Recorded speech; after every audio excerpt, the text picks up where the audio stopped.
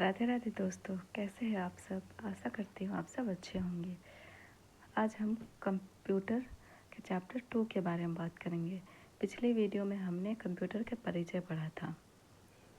Chapter का नाम है कंप्यूटर का उद्भव और विकास। कंप्यूटर का विकास, डेवलपमेंट ऑफ कंप्यूटर। अबेकस यह एक प्राचीन गणना यंत्र है जिसका आविष्कार प्राचीन बेबीलोन में अंकों की गणना के लिए किया गया था।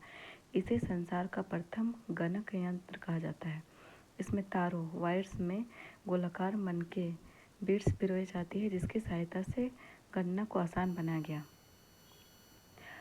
पास्कलाइन, फ्रांस के गणितज्ञ ब्लेज पास्कल ने 1642 में प्रथम यांत्रिक गणना मशीन का आविष्कार किया। यह केवल जोड़ व घटा सकती थी, अतः इसे एडिंग मशीन भी कहा जाता है।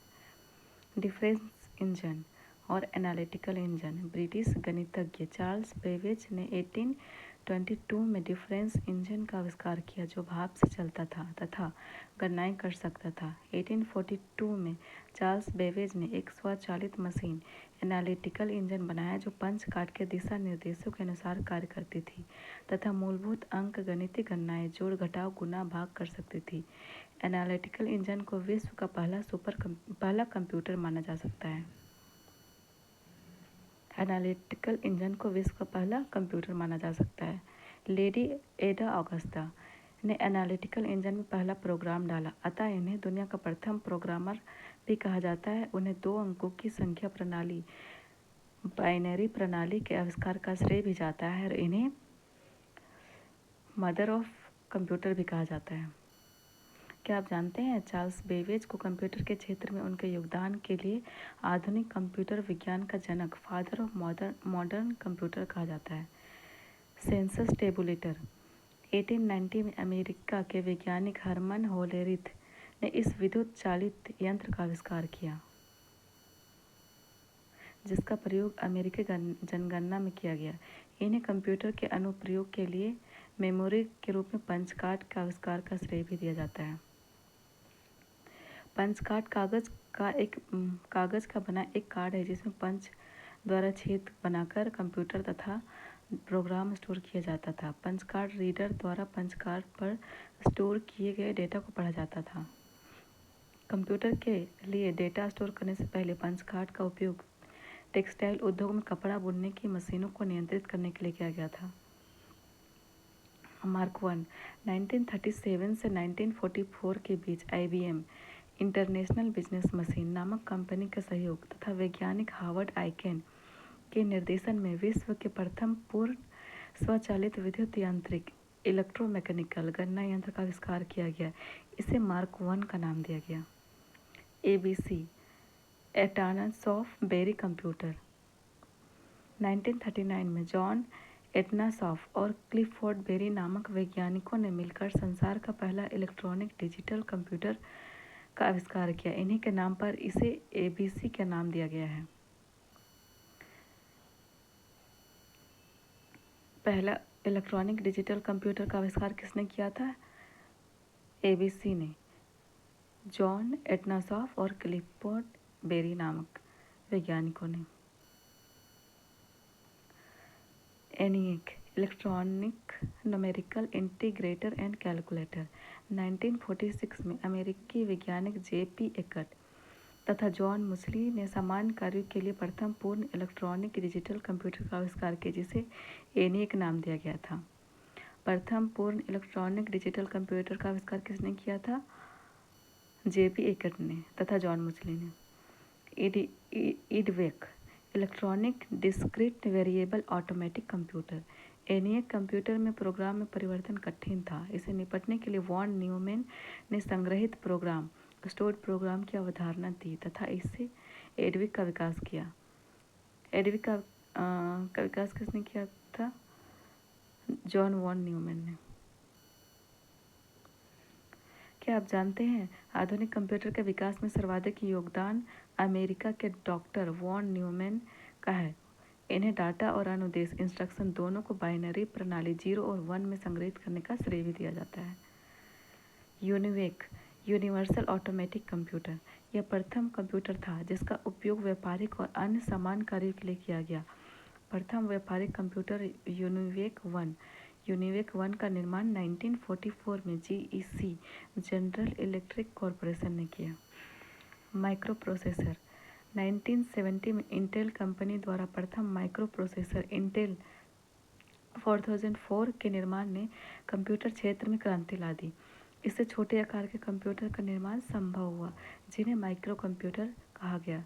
इंटेल, पेंटियम, सेलेरॉन तथा एएमडी वर्तमान में कुछ प्रमुख माइक्रो प्रोसेसर उत्पादक ब्रांड है। एप्पल II 1977 में प्रथम व्यावसायिक micro computer first business micro computer का निर्माण किया गया जिसे एप्पल II नाम दिया गया। कंप्यूटर के विकास का वर्गीकरण, classification of development of computer, computer का वर्गीकरण, क्लासिफिकेशन ऑफ कंप्यूटर्स। हार्डवेयर के उपयोग के आधार पर कंप्यूटर को 5 पीढ़ी में बांटा गया है। पहली पीढ़ी, दूसरी पीढ़ी, तीसरी पीढ़ी, चौथी पीढ़ी, 5वीं पीढ़ी। कार्य पद्धति के आधार पर कंप्यूटर को 3 भाग में बांटा गया है: analog computer, digital computer, hybrid computer. आकार और कार्य के आधार पर 4 भाग में बांटा गया है: main frame computer, mini computer, micro computer, super computer.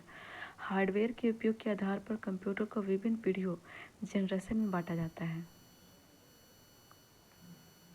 पहली पीढ़ी के कंप्यूटर, फर्स्ट जनरेशन कंप्यूटर्स 1942 से 1955।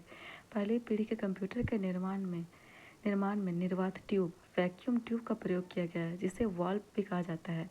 पहली पीढ़ी के कंप्यूटर में वैक्यूम ट्यूब का उपयोग किया गया था। सॉफ्टवेयर मशीनी भाषा, मशीन लैंग्वेज तथा निम्न स्तरीय प्रोग्रामिंग भाषा, लो लेवल प्रोग्रामिंग लैंग्वेज में तैयार किया गया था।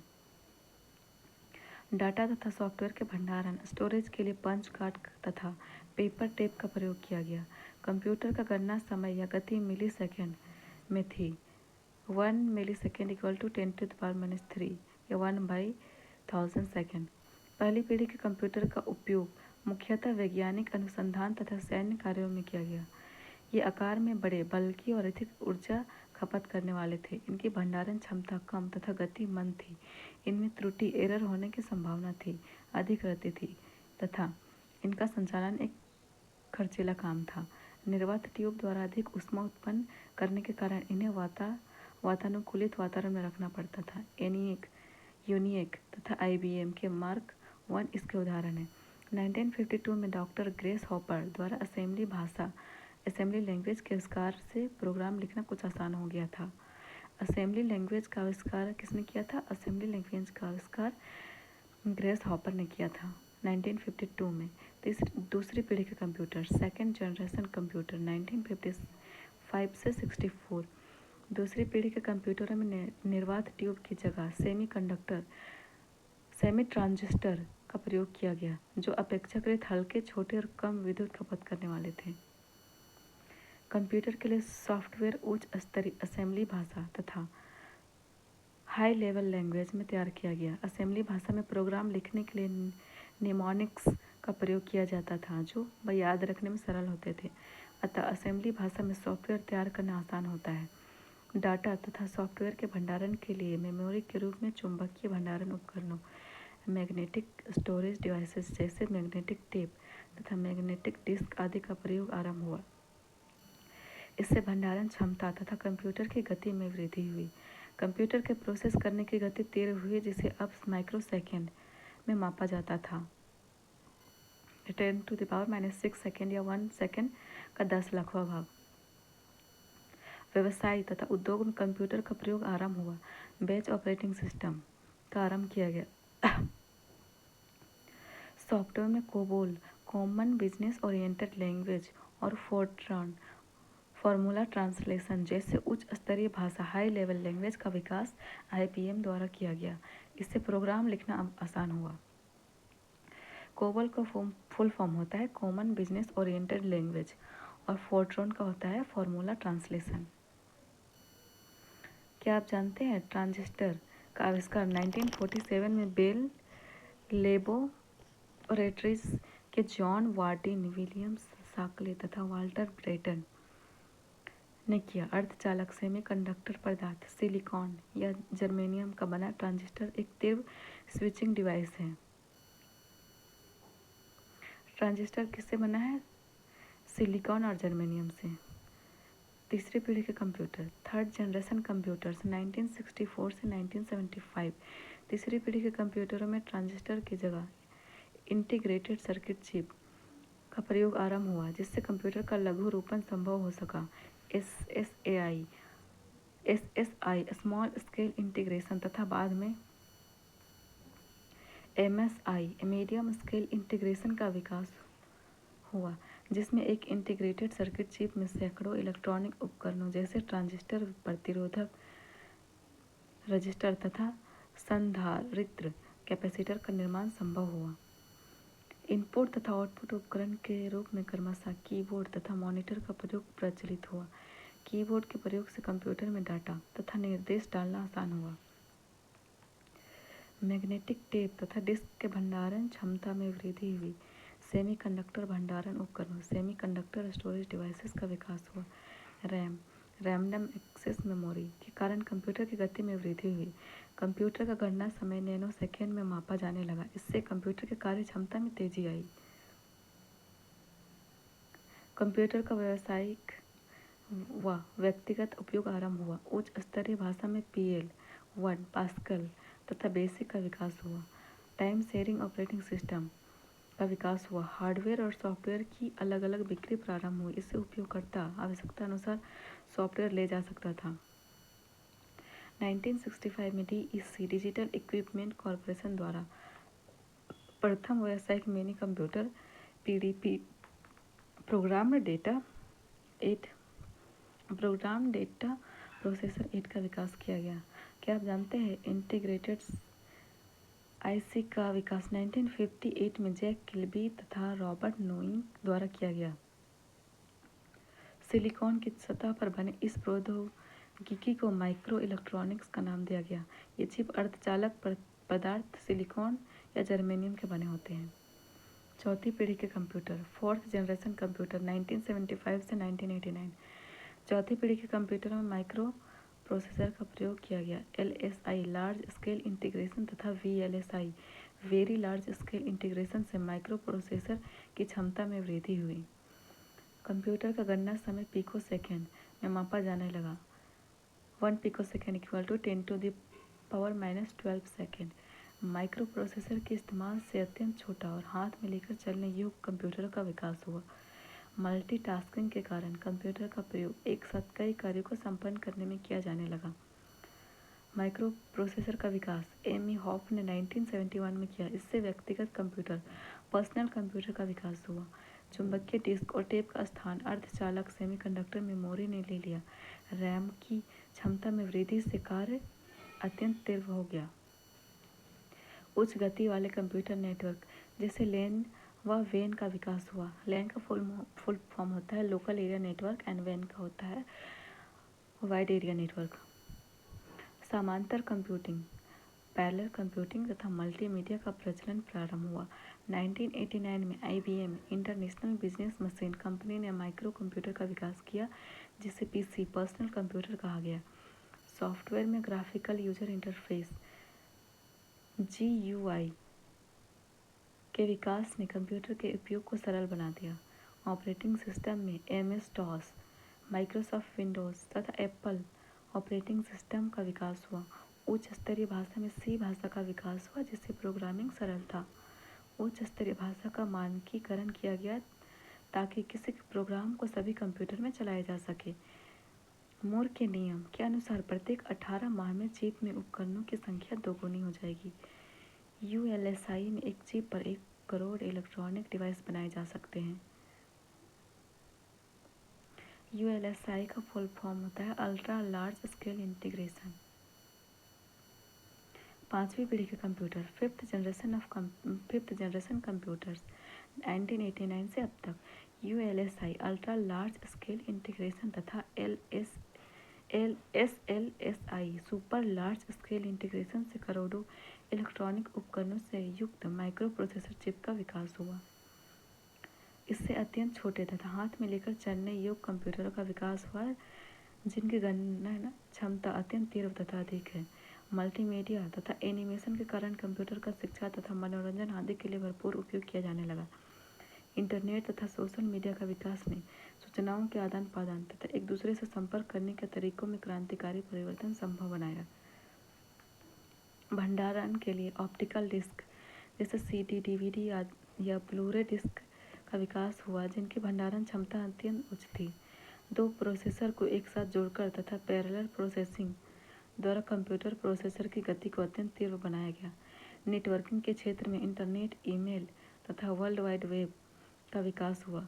सूचना प्रौद्योगिकी, इंफॉर्मेशन टेक्नोलॉजी तथा सूचना राजमार्ग, इंफॉर्मेशन हाईवे की अवधारणा का विकास हुआ। नए कंप्यूटर में कृत्रिम ज्ञान क्षमता, आर्टिफिशियल इंटेलिजेंस डालने के प्रयास चल रहे हैं ताकि कंप्यूटर परिस्थितियों के अनुकूल स्वयं निर्णय ले सके। आवाज़ को पहचानने, स्पीच रिकॉग्निशन तथा रोबोट निर्माण में इसका प्रयोग किया जा रहा है। मैग्नेटिक बबल के प्रयोग में भंडारण क्षमता में वृद्धि हुई। पोर्टेबल पीसी और डेस्कटॉप पीसी ने कंप्यूटर को जीवन के लगभग प्रत्येक क्षेत्र से जोड़ दिया। आलू के चिप्स के आकार के होने के कारण इंटीग्रेटेड सर्किट चिप को चिप नाम दिया गया। कंप्यूटर की पीढ़ी प्रथम पीढ़ी में 1942 से 1955 तक निर्वात ट्यूब का उपयोग किया गया था। वैक्यूम ट्यूब और वेल्व सॉफ्टवेयर था। मशीनी भाषा, बाइनरी लैंग्वेज 0 या 1, स्टोर प्रोग्राम मेमोरी स्टोर करते थे पंच कार्ड या फिर पेपर टेप में। गणना समय गति कितनी होती थी? मिलीसेकंड। 10⁻³ उपयोग वैज्ञानिक और रक्षा अनुप्रयोग। विशेषताएं विद्युत और यांत्रिक मशीन। उदाहरण ENIAC, EDVAC, UNIVAC 1। गुण या दोष खर्चीला, बड़ा आकार, ऊर्जा की अधिक खपत, त्रुटि की अधिक संभावना। द्वितीय पीढ़ी 1956 से 1964, इसमें ट्रांजिस्टर का उपयोग किया गया था। ये उच्च स्तरीय असेंबली भाषा था और बेस ऑपरेटिंग सिस्टम। स्टोरेज के रूप में चुंबकीय मेमोरी, मैग्नेटिक टेप और मैग्नेटिक डिस्क का उपयोग किया गया था। गणना समय गति थी 10⁻⁻⁶।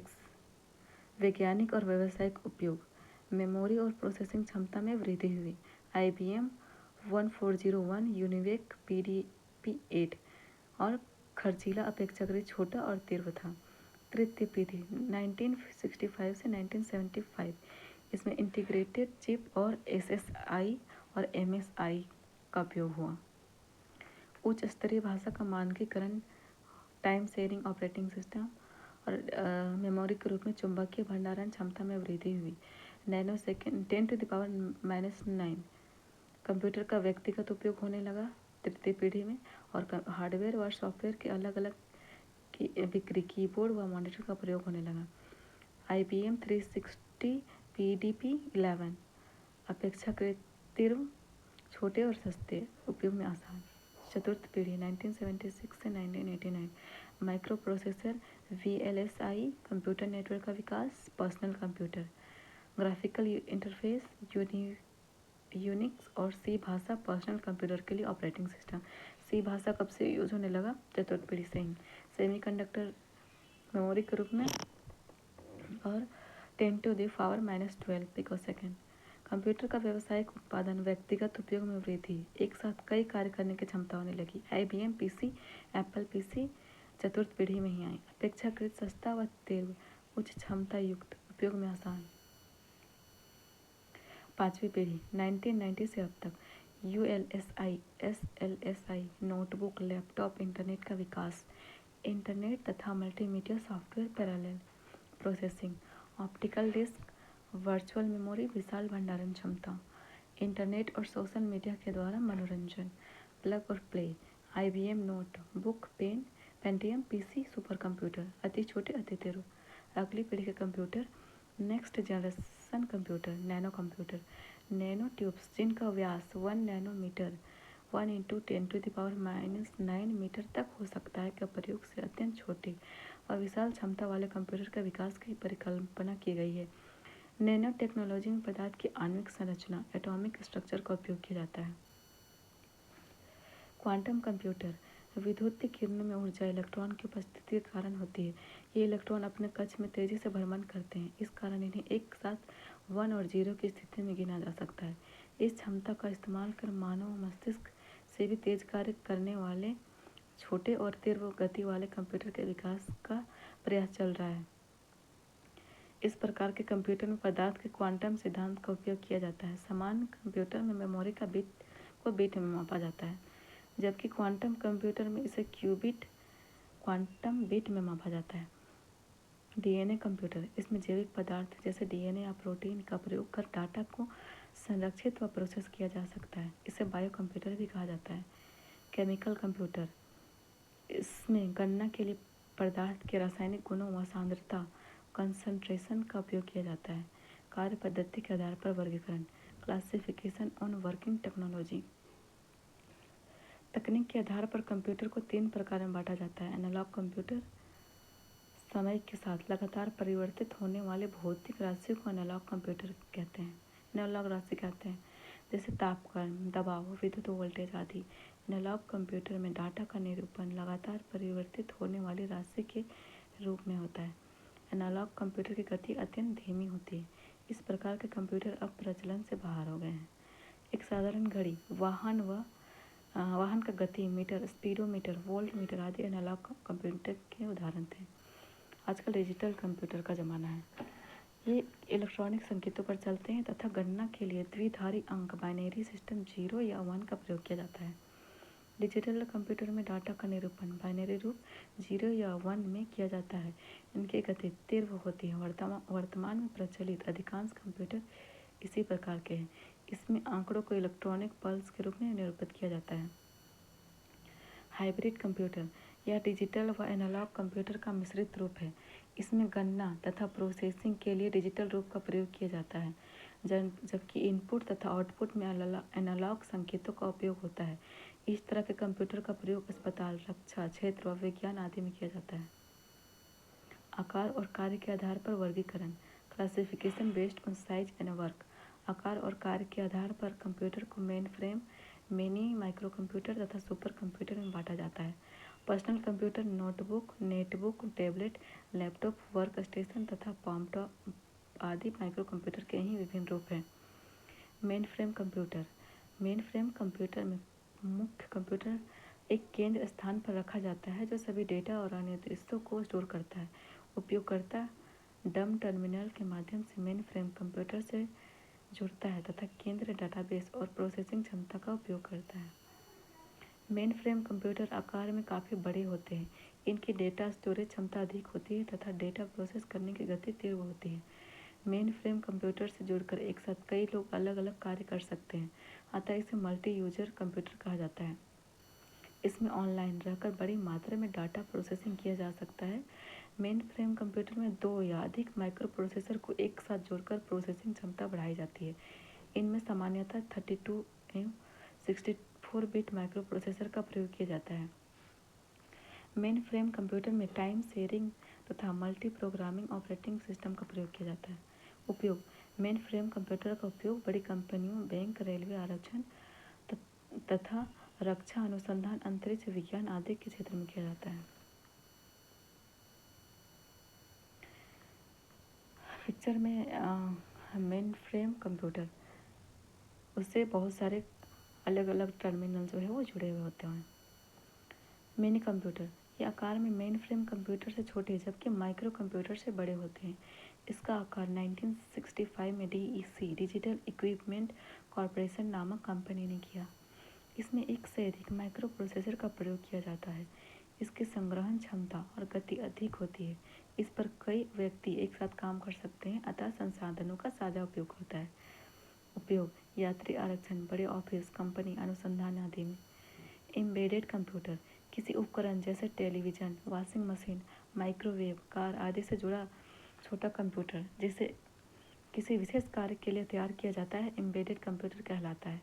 एम्बेडेड कंप्यूटर एक माइक्रो प्रोसेसर या इंटीग्रेटेड चिप के रूप में होता है जो उस उपकरण के कार्य को सरल बनाता है। माइक्रो कंप्यूटर, इसका विकास 1970 से प्रारंभ हुआ जब CPU सेंट्रल प्रोसेसिंग यूनिट में माइक्रो प्रोसेसर का उपयोग किया जाने लगा। इसका विकास सर्वप्रथम IBM कंपनी ने किया। इसमें 8, 16, 32, 64 बिट माइक्रो प्रोसेसर का प्रयोग किया जाता है। VLSI very large scale integration और ULSI ultra large scale integration से माइक्रो प्रोसेसर के आकार में कमी आई है, जबकि क्षमता कई गुना बढ़ गई है। मल्टीमीडिया और इंटरनेट के विकास ने माइक्रो कंप्यूटर की उपयोगिता को हर क्षेत्र में पहुंचा दिया है। कई माइक्रो कंप्यूटर को संचार माध्यमों द्वारा आपस में जोड़कर कंप्यूटर नेटवर्क बनाया जा सकता है। Desktop computer, personal computer, laptop computer, network computer, tablet तथा स्मार्टफोन माइक्रो कंप्यूटर के ही विभिन्न रूप हैं। रोचक तथ्य: कंप्यूटर निर्माण उद्योग में अग्रणी होने के कारण भारत का बंगलुरु शहर सिलिकॉन वैली के नाम से प्रसिद्ध है। घर, ऑफिस, विद्यालय, व्यापार, उत्पादन, रक्षा, मनोरंजन, चिकित्सा आदि अनगिनत क्षेत्रों में इसका उपयोग हो रहा है। पर्सनल कंप्यूटर, इससे डेस्कटॉप कंप्यूटर भी कहा जाता है। आजकल प्रयुक्त होने वाले पीसी पर्सनल कंप्यूटर वास्तव में माइक्रो कंप्यूटर ही हैं। इसमें कीबोर्ड, मॉनिटर तथा सिस्टम यूनिट होते हैं। सिस्टम यूनिट में CPU, central processing unit, memory तथा अन्य हार्डवेयर होते हैं। यह छोटे आकार का सामान्य कार्य के लिए बनाया गया कंप्यूटर है।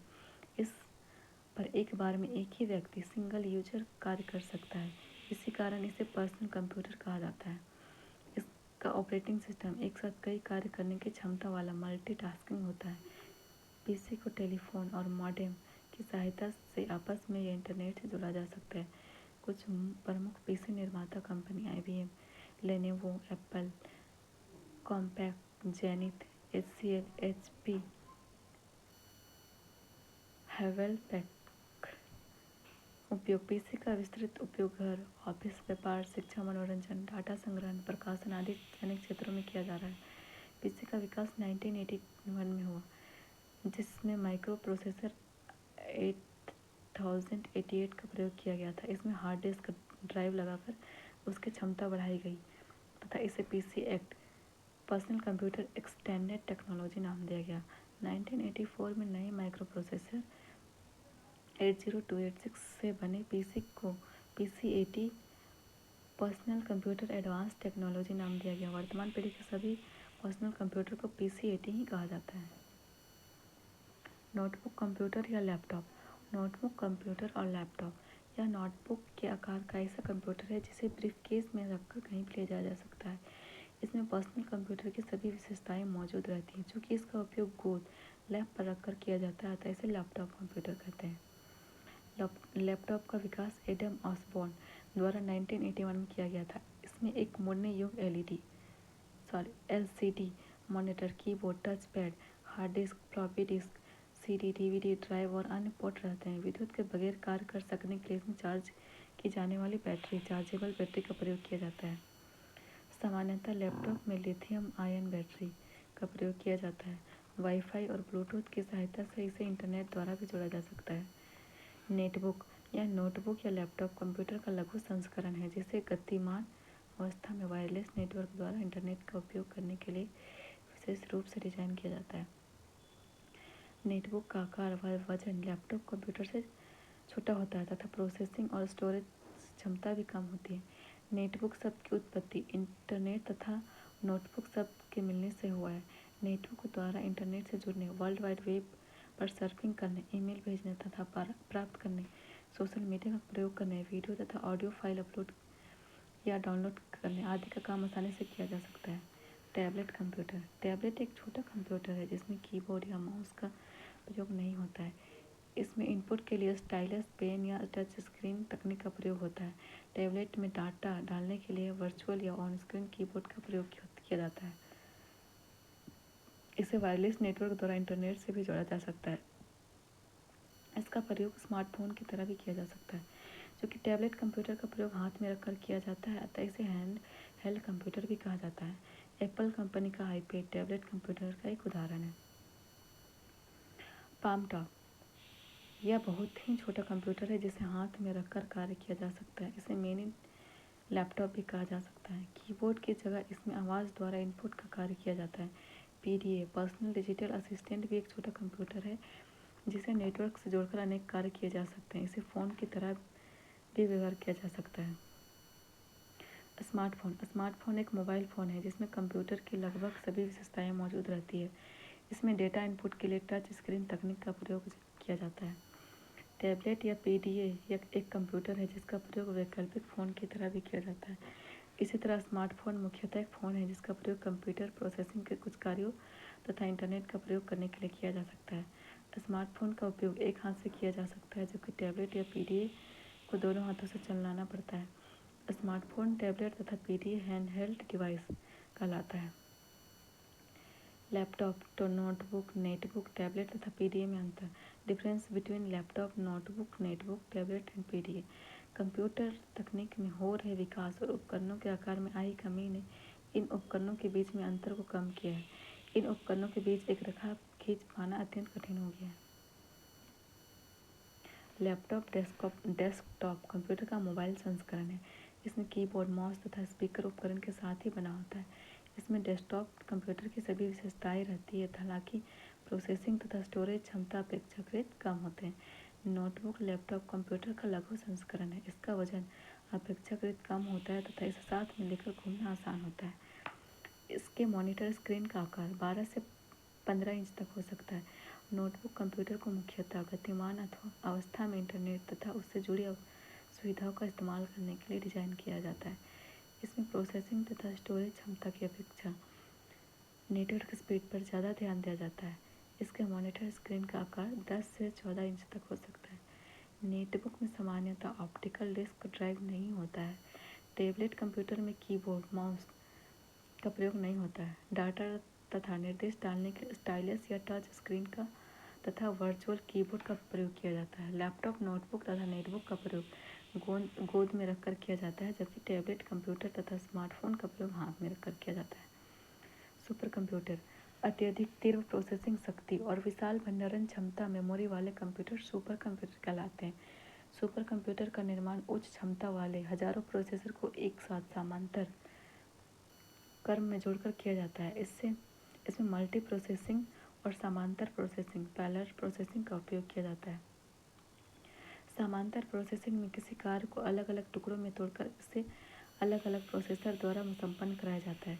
सुपर कंप्यूटर पर अनेक उपयोगकर्ता एक साथ काम कर सकते हैं, अतः इन्हें मल्टी यूजर कंप्यूटर कहा जाता है। सुपर कंप्यूटर विश्व के सर्वाधिक तेज कंप्यूटर है जो कम समय में जटिल गणनाएं कर सकते हैं। सुपर कंप्यूटर के प्रोसेसिंग स्पीड की गणना फ्लॉप्स फ्लोटिंग पॉइंट ऑपरेशन पर सेकंड में की जाती है। यहाँ फ्लोटिंग पॉइंट का तात्पर्य कंप्यूटर द्वारा संपन्न किए गए किसी भी कार्य से है जिसमें भिन्न संख्याएं फ्रैक्शनल नंबर्स भी शामिल हो। वर्तमान सुपर कंप्यूटर की गति पेटाफ्लॉप्स में मापी जा रही है। Petaflops equal to 10 to the power 15 flops. विश्व के प्रथम सुपर कंप्यूटर के निर्माण का श्रेय अमेरिका के क्रे रिसर्च कंपनी को जाता है, जिसकी स्थापना सेमोर क्रे ने की थी। सुपर कंप्यूटर के क्षेत्र में सर्वाधिक योगदान के लिए सेमोर क्रे को सुपर कंप्यूटर का जन्मदाता फादर ऑफ सुपर कंप्यूटर कहा जाता है।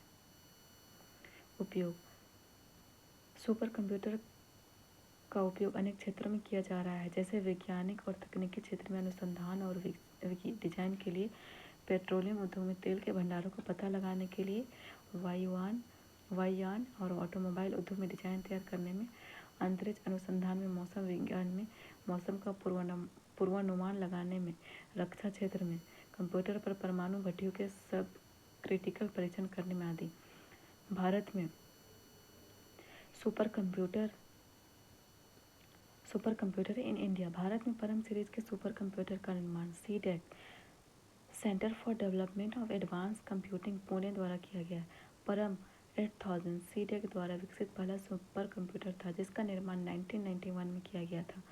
इसके निर्माण का श्रेय सीडेक के निर्देशक डॉक्टर विजय भास्कर को जाता है। परम पदम सुपर कंप्यूटर का निर्माण 2003 में किया गया जिसकी गणना क्षमता 1 teraflops equal to 10 to the power 12 यानी 1 खरब गणना प्रति सेकंड थी। परम युवा 2 सुपर कंप्यूटर का निर्माण 2013 में किया गया जो सीटेक द्वारा विकसित सबसे तेज सुपर कंप्यूटर है।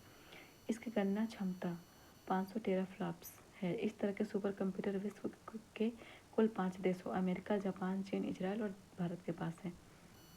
अनुपम सीरीज के सुपर कंप्यूटर का विकास Bhabha atomic research centre Mumbai द्वारा किया गया है। PACE processor 4 aerodynamic computation and evaluation series के सुपर कंप्यूटर का निर्माण Anurag advanced numerical research and analysis group Hyderabad द्वारा DRDO defence research and development organisation के लिए किया गया। भारत के प्रथम सुपर कंप्यूटर फ्लो सॉल्वर का विकास नेशनल एरोनॉटिकल लैब बेंगलुरु द्वारा 1980 में किया गया था।